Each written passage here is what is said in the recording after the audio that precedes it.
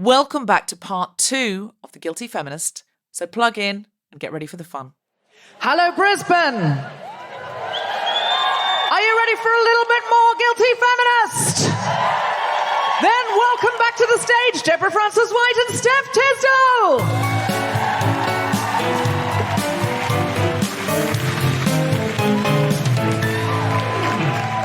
It's like musical chairs, that bit.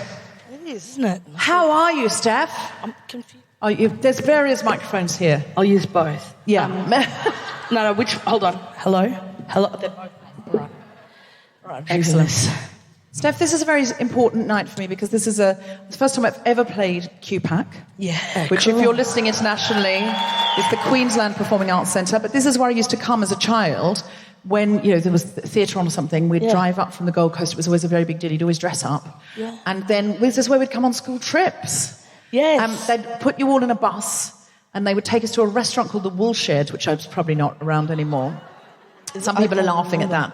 And it had sort of like, it was meant to be like a shearing shed. It was like, sort of like once a jolly jumbuck camped by Billabong type feel. Yeah, nice. Yeah. Click, go the shears, boys. Click, click, click. I feel like they're all racist. I don't know.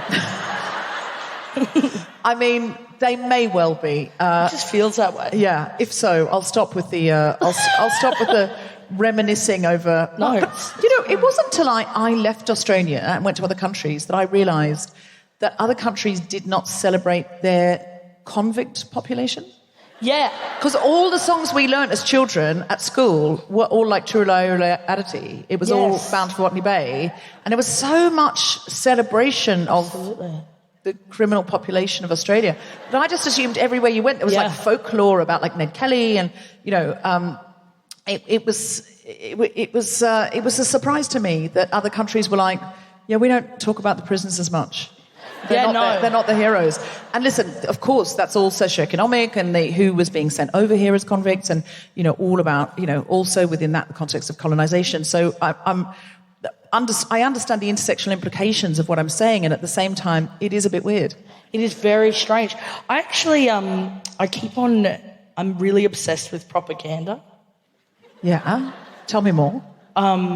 Not like having a propaganda. What's that? No, like don't clap. No, I'm just going to strike this microphone stand because it's meant to be struck, and it's sort of in a weird place. So it looks like it's. So look, listen. In America, if you did this, the union would jump up and say you're not allowed. But it's Australia, and no one gives a fuck. I'd get my dad to carry it. It's quite heavy. No, I've become really obsessed with propaganda because I started thinking about we always look back in history and we go like, oh, that was propaganda. But so now I'm like, are we being propaganded? And I know that we are, but I keep on trying to find it. Yeah, all the time. I think almost everything that's said is, not everything. I don't want to become one of those paranoid people of everything's fake news. But given the state of the climate crisis, clearly everything that industrialised government, capitalist governments are telling us is put it off, it'll be fine. Also, don't know if anybody else noticed this. I watched a series on Netflix or Stand called Welcome to Londongrad. It was all about Russians. There's a big push against Russians at the moment. Also, though, because Putin's really illegally invading the Ukraine. Yeah. So it's amped up. I get it. I'm not we need to stop I get it. I know he's a villain. But I'm fascinated to see where this goes. I was just going to say, I should say that the reason that this links back to, otherwise this is just you hear about them Russian. That wasn't. This links back because I was going to say that I feel like a lot of those, colonial songs were propaganda. It is celebrating a prisoner background, something that a convict history, something that would be hard to celebrate. I mean, it'd be great if there was an already established culture that was really beautiful here. If only that had been the case. If only that had been the case. So after the woolshed and all of its colonial implications, I'm so sorry we we used got to so come. derailed. No. It was an important conversation. Then we used to come to QPAC and we'd see a show. And I've never played QPAC before. We've played, the Powerhouse and other venues in Brisbane, but it's very exciting to be here. It is great. We're backstage, and you go into the green room, and it's all you go into the green room, and you're kind of just like, there's cast from the Traviata having their fish and chips, but in full costume. Yeah. It's really excellent. I think I've been here to see 2 shows. One was The Importance of Being Earnest. It's a good show. When I was a drama student. Drama. And weirdly, the other show that I saw was The Illusionists. Oh. I'm fucking obsessed with magicians. Yeah. One of my friends was in The Illusionists. One of my really close friends, Philippa Scoffey. Which one was he? He's the comedy mind reader. And he and I used to live together at all the festivals, so I would see backstage to all the tricks. It's always disappointing. You never want to know. It's just so disappointing. It is really weird, though, to say that I'm obsessed with magicians, because I think as a performer, obsessed. As people, oh, no. You don't want to hang out with them. You just want to know how their tricks are I done. literally can't think of anything worse. What, than hanging out with a magician? Yeah. Off duty, I'd be like, oh, my God, shut up. But they don't tell you anything. They won't. They'll never tell you anything. Yeah, but just think about it's like if I knew somebody was a professional juggler, I'd be like, I don't think you've ever made a friend. Look, I'm a feminist, but I'm very judgmental. Juggler mental? Do we have any That's a lot more than that deserves. Any jugglers or magicians in? Just give us a cheer. No, they wouldn't be out. They'd be at home practicing. Well, listen, this discussion around QPAC and culture and what we might come here to see leads us into our guests, because one of our guests is the importer of the Women of the World Festival to Australia, and the other one is the first female CEO in the AFL. Can I ask you, what do you know about the AFL? If you're talking about the Alpine Falcon Lodge, so much. It is quite well known that I do love my parrot. I'm obsessed with birds. I know nothing about AFL, I'll be totally honest. I know nothing. You know nothing? So you can't explain the rules of AFL to me? I could make them up. I could be convincing, but... You could just make them up. Michael, do you know the rules of AFL? Michael's waving no, he doesn't know. No, all the men in this audience, it turns out, are saving the environment, working with disabled children. That's amazing. Raising the next generation. The men that are drawn to the show are pretty spectacular as men go. And it's really wonderful. It's a wonderful thing to see, but what it means is none of them can explain the rules of AFL, disappointingly.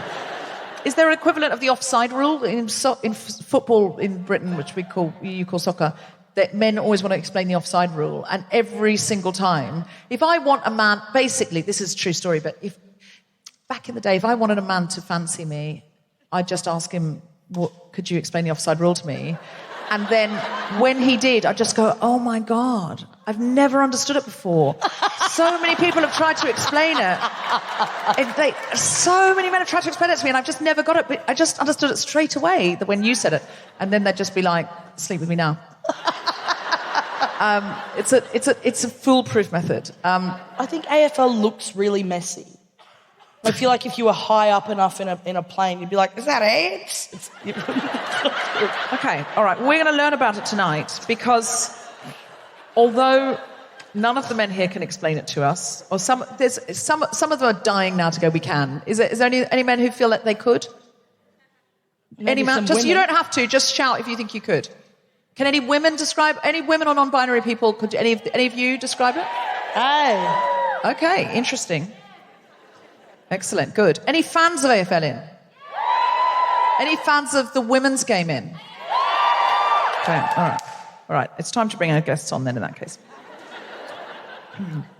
Our first guest today was the first female CEO to be appointed in the AFL by establishing the Brisbane Lions' inaugural women's team, who won their first premiership in 2021. Hey! She has created a full playing pathway for the women and girls of Queensland. This is like Ted Lasso, isn't it? With access to this elite, high-performing environment, women are no longer forced to abandon a game they love due to lack of professional opportunity. Awarded the AFL Football Woman of the Year Award in 2018, Breeanna's work is slowly dismantling age-old thinking around female representation in sport to create a more level, gender-balanced playing field. The daughter of a diplomat, she spent her early years growing up overseas, lucky enough to have lived in England, Greece, Pakistan and Kenya. Her childhood helped shape her into an accidental feminist. Please welcome Breeanna Brock!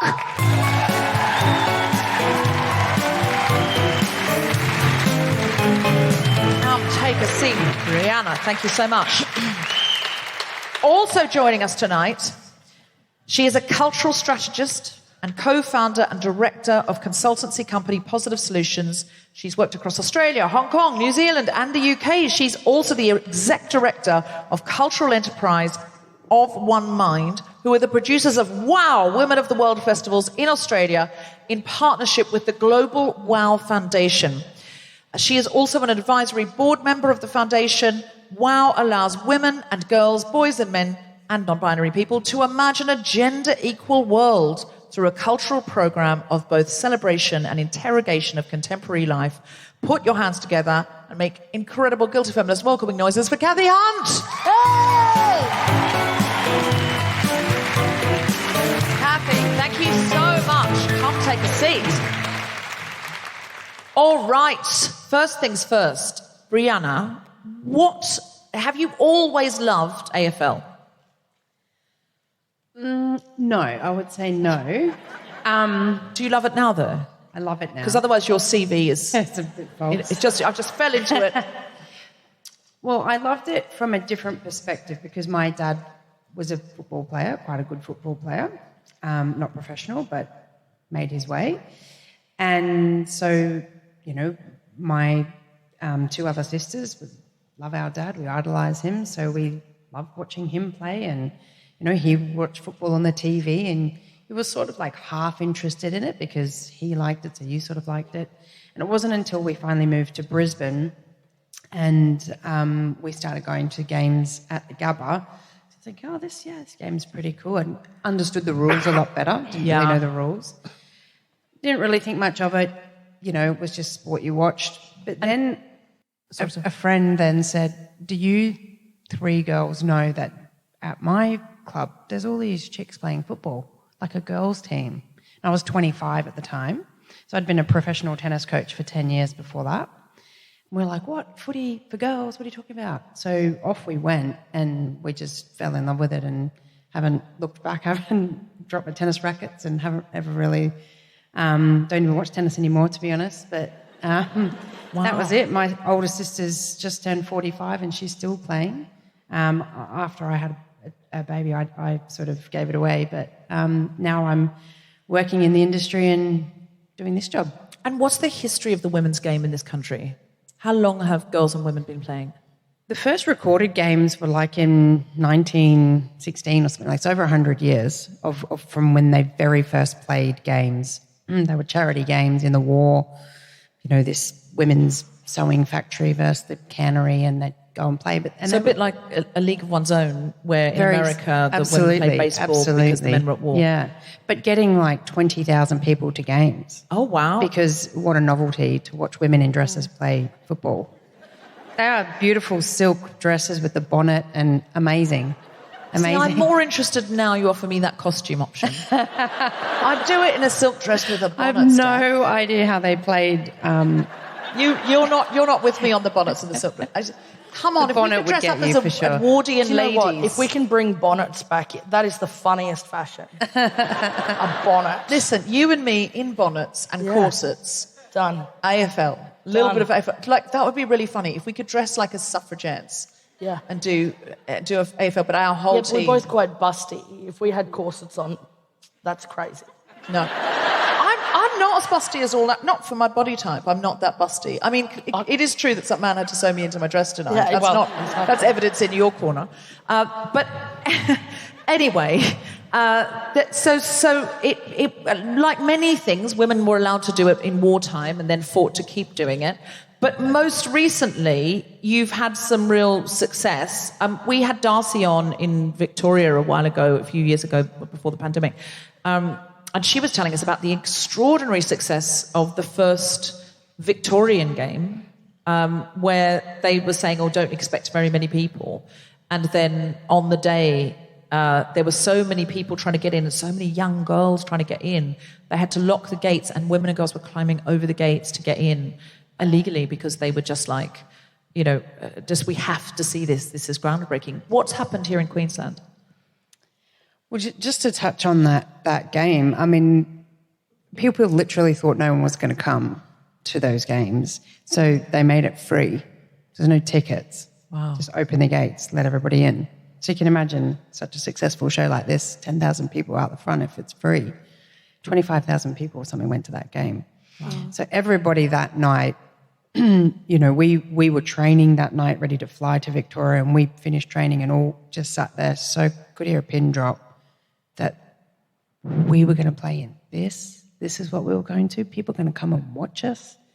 I mean, that's sad in a way. You thought no one would watch? Yeah, 100%. Yeah. Not that, everyone knew that their mum and dad was going to come and you'd fill it up with family, but not 20,000 people. What was that like? I mean, I couldn't stop crying. I mean, that's 10 years of personal career work in the making, watching that happen, not, those two teams, but, working in developing sporting opportunities for women, and to see that, and so many people like me who were older to the game, never got to play it as a young girl, 40, 50-year-old women who would have chopped their left arm off to play a game of football. That's who went. And they all just loved it. I've got a couple of questions. Like the first one that comes to my mind is how do you go from, so you were a tennis coach and then you played AFL. How do you go from that side to being behind the scenes making big moves? Because that's a very, very different sort of path. I mean, and it takes a very different kind of courage and a very different kind of, grit as well. What was the catalyst that pushed you from one side to the other? Well, essentially when we started playing, and we found this sport, well, there's a little backstory. So we didn't know that, they didn't have enough people for the team that we joined. And in walked 3 recruits. Like, that's like winning gold medal when you're trying to go make a girls' team back then, So unbeknownst to us, when they saw these 3 girls walking in, they were all like, make sure this is the best thing these girls ever do. We need them for the game on the weekend. Make sure you know their names, help them, blah, blah, blah, blah. So by the time we finished this the very first training session, we all hopped in the car and we were like, oh, man, that was the best. That's the best. I'm totally doing this. And we'd played every other sport, volleyball, soccer, whatever, but we'd never played something like this. So that was the first big hook. And then you go, but how come we've got, like, the worst change rooms, and how come we're in the middle of training and the club turns the lights off because they've forgotten we're training out there? Oh, my God. Like, how come?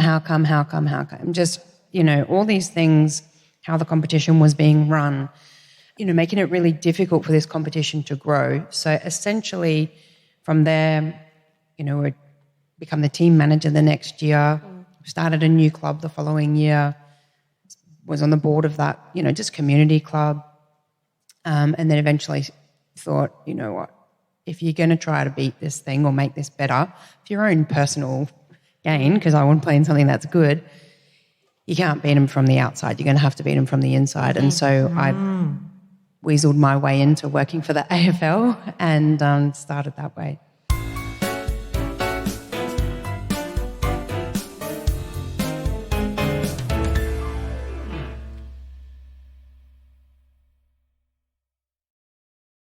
The other thing that I wanted to ask you was kind of around age, because I think there's something really interesting about you saying that you were 25 when you started and your sister was 27. In so many sports, that's quite old. That's when people are getting to the end of their career. Like my cousin was a professional soccer player and he retired at 31, you know. And it's very interesting to me because of all of the other things that come with that sort of higher age range, which is established families, established careers and stuff.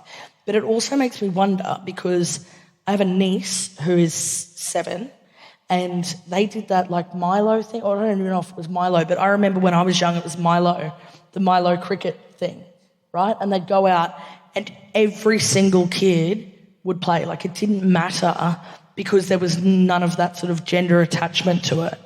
And so I wonder at what point that changes and why that happens, and if are you still finding that people are joining at a later age, and does that hinder their ability to sort of go more professional?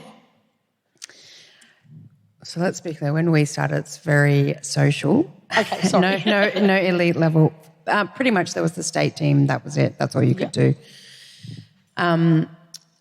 And the biggest problem was we just couldn't get more girls to play. So we needed to start going younger and younger and younger. And so then I went over to the dark side, and that was one of the first things we did was expand the competition from just an adult-only competition to 18s, 15s, 14. We have now all-girl competitions starting at 9 years old. Wow.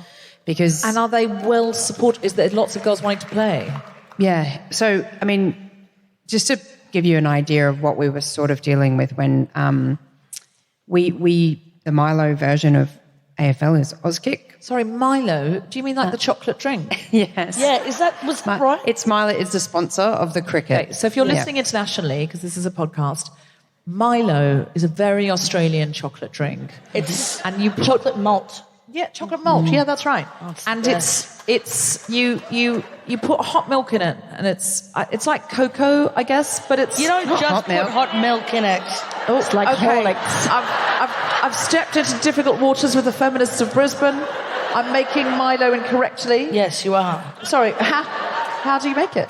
Well, I think everybody has their own Milo tastes, Deb. Yeah. All right, so it's My personal way of doing it is I put about 5 massive tablespoons in the bottom of a cup. Yeah. And then I squish it down. Yeah. And I put milk up to the top. Yeah. And then I scoop up a little bit of milk. Thank you. Oh, okay. My brother puts about the same amount of Milo and mixes the shit out of it until it's like mud. And apparently some people, a teaspoon. Idiots. So if you're listening, Milo, we would like sponsorship. I'm down. Steph would do a paid partnership. So Doesn't Milo have to be paid. apparently was sponsoring. Doesn't have to be paid. Doesn't have to be paid. She'd just do a partnership. Take Just goods in kind. send her loads of Milo, please. So, just to be clear, Milo did something with... Milo didn't do a lot of sport when I was growing up. There was always sport. It was like, if you drink Milo, you'll be good at sport. There was some, implication, Weet Bix and Milo. energy. Yeah. Weet Bix and Milo, yeah. Always trying to get the kids moving. So our version of that is Auskick. Right. And across Queensland, you have about 25,000 kids do Auskick. Yep. And about 6,000 of those were girls, which is great. That's like from 4 to 6 years old. So of the Fantastic. 20,000 doing Auskick, 6,000 were girls. Yeah. It's not bad. This is going back 2013, let's say. But of that 6,000, we were getting 400 going to join a club. Right. So we had them all there. We had all these little girls interested, and we had this very equal opportunity program, and everybody can do it. But once you finish, not everybody can do it. Only boys can really do it. Girls can go and be in a boys' team. You might be the only girl in your whole club. Right. Really welcoming. Really exciting to be that girl. This is going to sound a little bit strange, but nothing I say ever does. But I remember when I was in grade 5, so I would have been 10 or 11. I joined a school had inter-school sports, and I really wanted to do league, and I played rugby league, right? And afterwards, I just loved getting tackled. I just thought it was so exhilarating. And I remember as I got a bit older, I was like, I wonder if there's one that'd be a cool one for me to keep fit with. And I truly, like, I say this as somebody who's especially started dating women recently. One of the things that I was told was like, nah, you'll turn into a lesbian. It's full of gays. And not that that's so much of an issue these days, but back then the idea of that would be so alienating. Do you find that that's still, is that something that people associate with the sport? Do you think it matters if they associate it with the sport? And do you think that we need to work on not associating that with the sport? Like, do you know what I mean? Yeah, I 100% know what you mean. Yeah. I think, back when we started, so like this, I'm talking like 2005, 100% people, we were the only straight people in the team. Yeah. I mean, that's changed because it's become more accessible to more girls who probably more, I don't want to say tomboy, but, if you hacked it out with the boys, you're pretty rough and tumble yourself. So your average sporting Jane wasn't going to join up to play with boys. So then you ended up with the adult version of that being predominantly gay. It's changed significantly over time as playing football has become more normalised. It's not been about, your sexuality has become more normalised than not. It's because the sport's become more accessible to women. And I think the gay community are a huge reason as to why AFLW is seen to be something that's so inclusive and welcoming of everybody. Yeah. In AFLW, where we have a mandated pride round where we celebrate gay pride, which the men don't have, and it's phenomenal. It is the best fun. It's the best round. Everybody's included in it. And that's the environment that is so special about women's AFL. I mean, as I said to you before, we're desperate for every person to play. We're trying to win hearts and minds. No one's getting turned away from that environment. And we do want to celebrate the origins of women's sport and queer women who've worked so hard for it. And we also want all of our children to, if somebody says, oh, if you're playing that sport, that means you're gay, or that's it. I mean, I would really, really hope that a teacher in the playground would say, it doesn't, but what if it does? I would really, really hope that we would celebrate that sport being a queer space, and I would really also hope that we would, disentangle that and say, it is absurd to imply that anybody's sexual orientation is linked to their sporting prowess. But it was a place where queer women felt safe and felt included and felt loved and felt championed, and that needs to be celebrated. That brings us into Cathy, who I really want to include here, because Women of the World is doing something really wonderful in championing all women and bringing all women together. It's such a phenomenon. Can you explain a bit to the audience about Women of the World? Yeah, sure. It's WOW was a festival created in London, about 12 years ago now, by the wonderful Jude Kelly, the artistic director of South Bank Centre. Big fan. And she thought it was just going to be a weekend event, one of her weekend festivals that a few people might come to. And it was so similar story to AFL, to the women's AFL. It's like, your mum will come, but Absolutely. Let's see who turns up. Anyway, it turned out they did this weekend festival. It turned out to be, everybody piling out of the doors. Thought, oh well, maybe we're onto something here. And the difference, what Jude was trying to do at that point was say, and she was of an age where she was thinking, why am I having to do this again? Why am I having to have this debate again? I've been there. I was that second generation, and why am I having to do it again? So she said, if I'm going to do it again, if I'm going to bring up the gender stuff again, I'm going to do it this time from a point of celebration first. We're going to start with, before we start moaning about what's still going on and what the problems that we've got, we're going to start from a point of where we've come from and where we are now. And let's celebrate what we actually have achieved and what our mothers have achieved and what our grandmothers have achieved, which is why we can do what we can do today. Yes. So that was the whole point. Plus, it was coming from the perspective of a cultural space. And Jude being an artist herself, theatre director, stick it in a cultural venue. This is not a women, it's called a festival, it's not a conference. Yeah. And it is so cultural. There are so many storytelling shows. That's right. And it's all about storytelling. And that's what it's about. And the beautiful thing about that, if you're talking about change, and this is what I loved about it, and one of the reasons why I wanted to bring it to Australia, was that if you want to create change in the world, and massive social change, which many of us do, and gender equality being a major, major part of that, you've actually got to create cultural change first. You've got to get to people's hearts and minds. It's what you were talking about, Breeanna. You've got to get to people's hearts and minds to understand why there is a need for change. And to do that, the best thing to change culture is to use culture. Because it is storytelling, it's our stories, it's our culture, it's our creative aspects of how we explain what it is to be human that actually gets through to people sometimes to make them think, that's why the change is needed. Because if they don't understand why the change is needed, if they don't understand another person's story, they're never going to make the actual policy changes that you want them to make.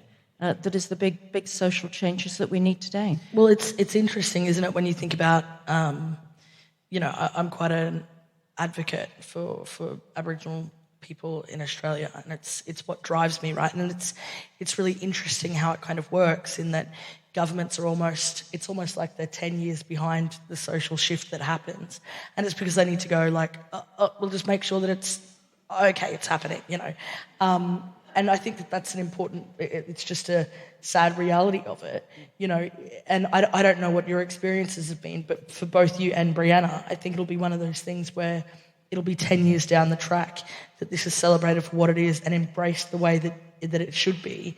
And what does that feel like from the inside, kind of having to have the patience and keeping up that level of courage and that level of grit?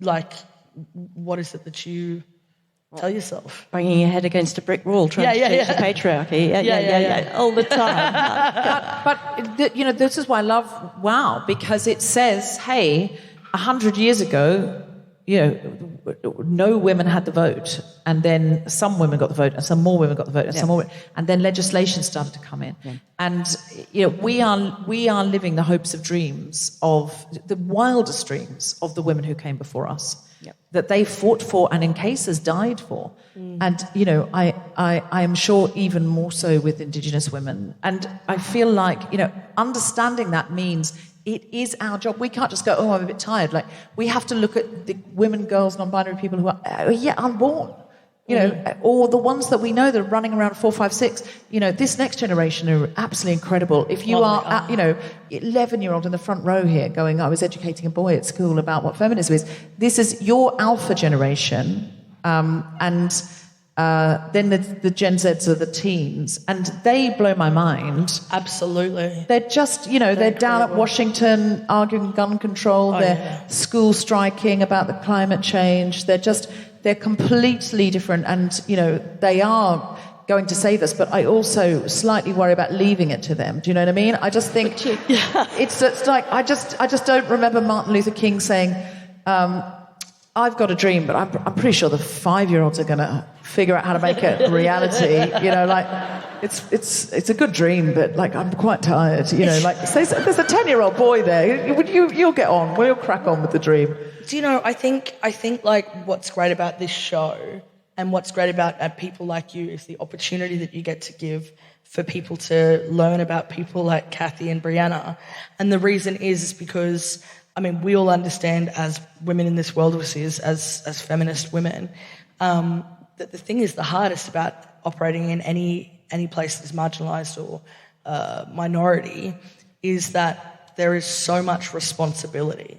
Because it's responsibility not just to be a good example, but to undo bad examples, to understand bad examples. It requires a lot of empathy, a lot of compassion, a lot of forward thinking, and it just says a lot, just the idea that you've been where you are doing what you're doing for 10 years or more, just grinding from the inside out. But it's also the fact you can't take your foot off the pedal in relation to this issue.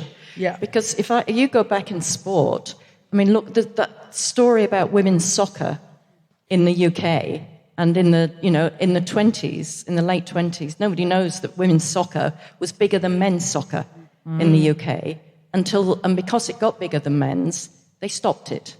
Yeah. And then for decades, it wasn't played. Tale as old as time. Can I ask, how can we help you? What is it that you want? Should we be encouraging our girls to go to AFL practice? How can we help with WOW? If people wanted to be involved and do a show, can they apply? Is there anything coming up they can buy tickets for? Absolutely. Well, they can. Can I actually talk about how WOW can help people? Yes. You had a person in the audience before. Yes. Some sad person who said no to money. Never. Can I also say never say no? SJ, she's not sad. She was just sort of doing that. She went over to use that microphone. SJ, who's doing that incredible musical. Okay. Yeah. Well, if you can get wowaustralia.com.au, find my email. Can you just email me about what you're doing? Come on. Love that. Because that's what WOW's about. What WOW is about is celebrating what other people are doing 52 weeks of the year. So if there's any way that we can help promote, find money for, just get the word out there, then that's the way we can help. Phenomenal. But if somebody said, do you want any money? You just say yes. Yes, I agree. Please. You are so right, Cathy. You are so right. She knows that now. And when Michael was asked, he just went, yes, absolutely. I need money right now. Yeah, because he's a bloke. And yeah, absolutely. But she's quite. But SJ's young, and she will clearly never make that mistake again because she's never heard the end of it. Breeanna, what can we do for you? I would just say, not just for our sport, but for all women's sport, what we desperately need is for people to show up. Show up, right, for the games. Get to the games. We need people through the door because you need to fill stadiums. If we want the best facilities, they're expensive. You need people to come and fill them, to pay for them. And they don't advertise the women's games as much, and they don't pay the women properly. They pay them, But our games are cheaper, so there's a trade-off. But can't afford it. It is as simple as if there's demand, they'll sell tickets. They love people love money, and SJ, and they love money. So if you write to them and go, is there another women's game at my stadium? I really want to see it. We're going to bring all our mates. They'll start putting games on if there is the need for those games, and that's where we'll start to see women's sport really blossom. If you write to the television networks and go, we'd like to see some women games on the TV. Can I just make a quick point before we wrap it up? Hundy P. Hundy P, great.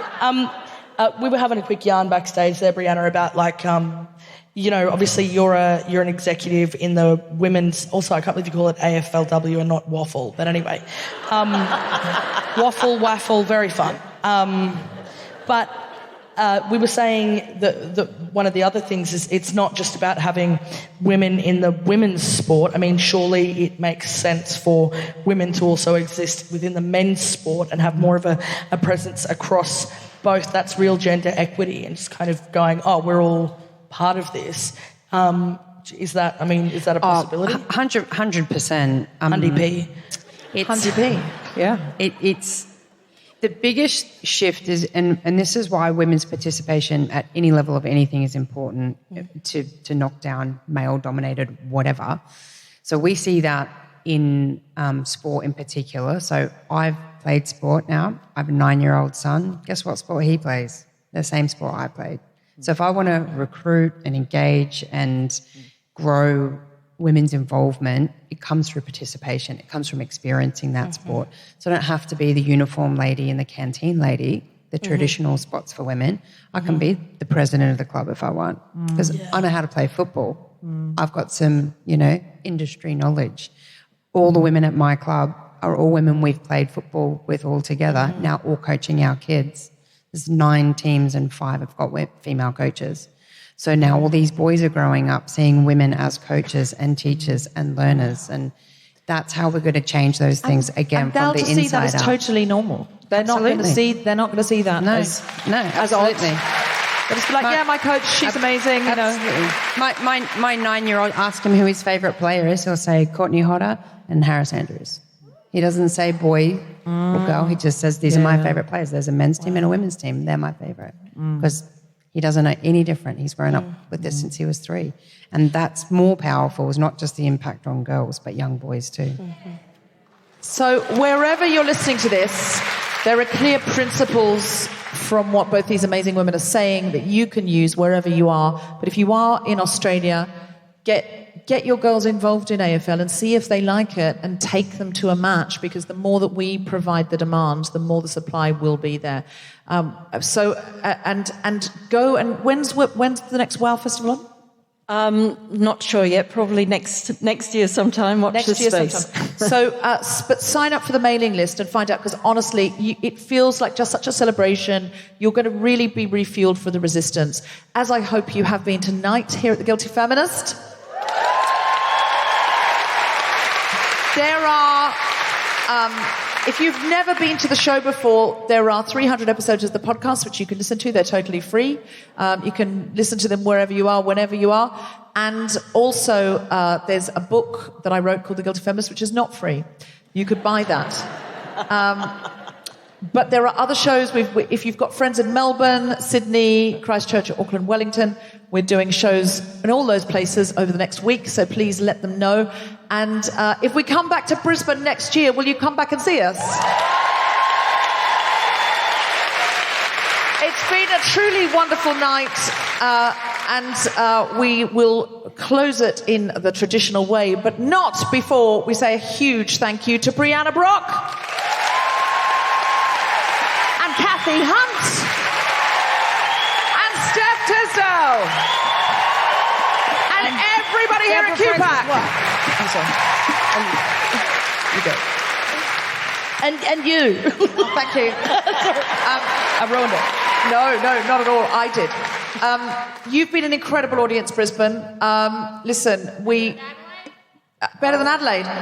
Listen, better than Adelaide, better than Perth. The finest audience of your generation. Listen, you've been genuinely wonderful. I can't wait to come back again. Thank you so much, Brisbane, for being such an incredible audience. Thanks so much, QPAC. And I always love to invite back out onto the stage the wonderful Grace Petrie.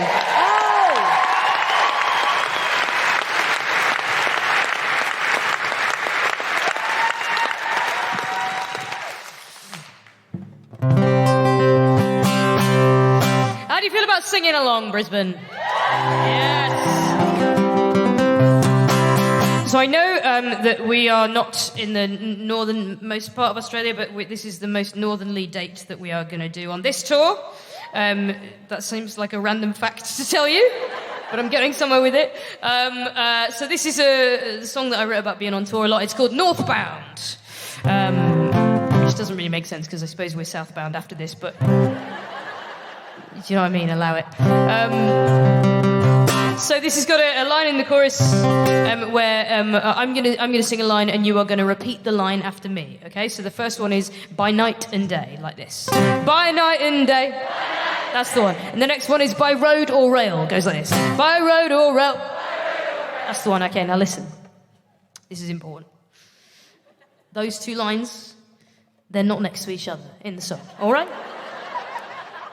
I know we did them next to each other then. But in the song, they're not next to each other. Okay? Okay? I know it's quite tricky, you know, when we get there. You'll see what I mean. There's always someone who's caught out by it, do you know what I mean? So I just like to get in there ahead of time. I've loved it tonight, Brisbane. Thank you so much. I've loved it. Yeah, what a wonderful show. Goodness me. It's called Northbound.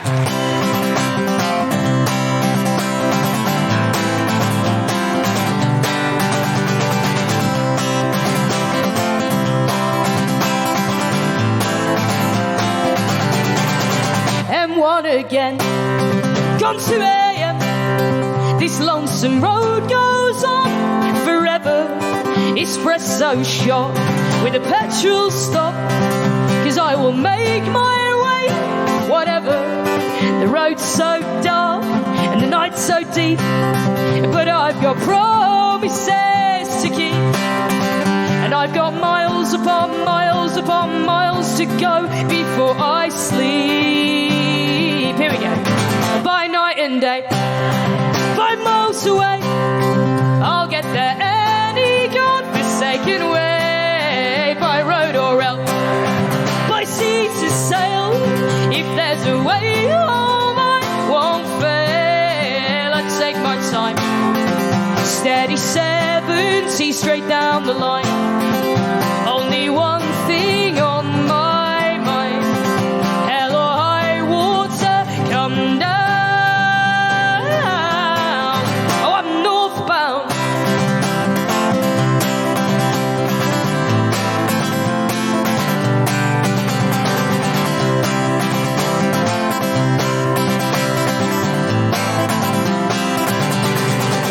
One more late night on the northern line, up to King's Cross I will follow.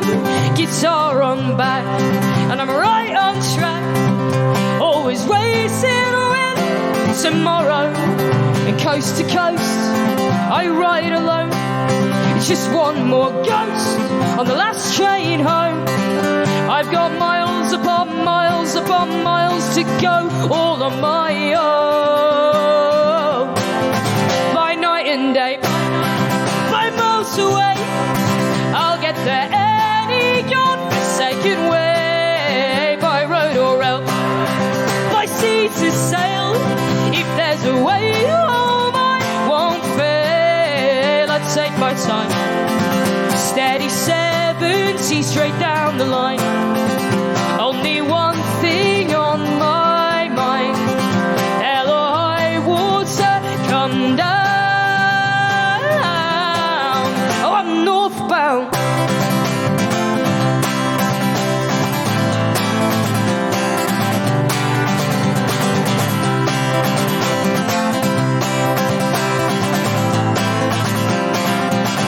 And however far that I go, Toronto to Ohio, Vancouver to Chicago, halfway to Colorado, and into Minnesota, and down through North Dakota, into Buffalo, New York.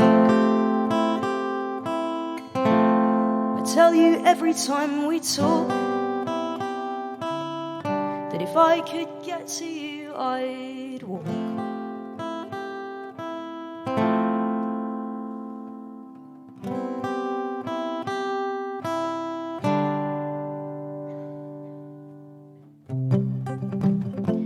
Now listen, you don't have to, but if you wanted to clap, like this.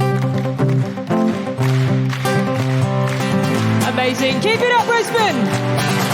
By night and day, 5 miles away, I'll get there any God-forsaken way. By road or rail, by sea to sail. If there's a way home, I won't fail. I take my time, steady 70 straight down the line. Only one thing on my mind, hell or high water, come down. I'm northbound.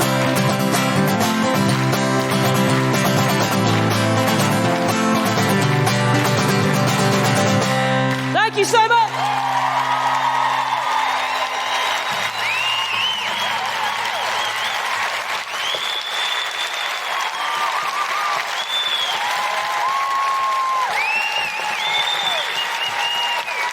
You've been amazing, Brisbane. Thank you so much.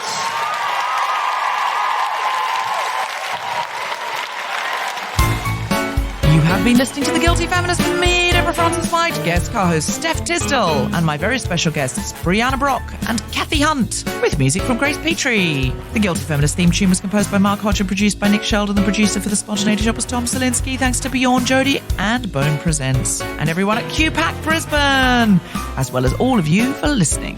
For more information about this and other episodes, visit guiltyfeminist.com.